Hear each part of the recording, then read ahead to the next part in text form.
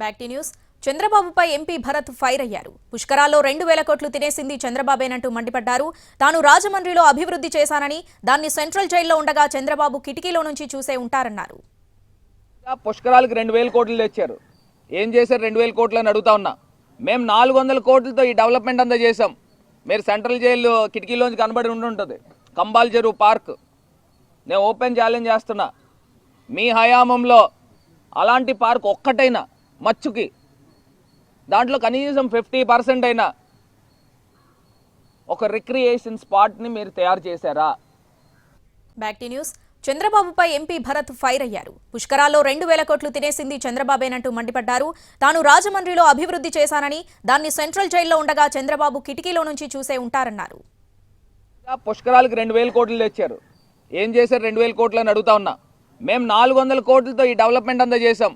మీరు central jail కిటికీలోంచి కనబడి ఉంటుంది. కంబాల్ చెరువు పార్క్ నేను ఓపెన్ ఛాలెంజ్ చేస్తున్నా. మీ హయాంలో అలాంటి పార్క్ ఒక్కటైనా మచ్చుకి దాంట్లో కనీసం 50% అయినా ఒక రిక్రియేషన్ స్పాట్ని మీరు తయారు చేశారా?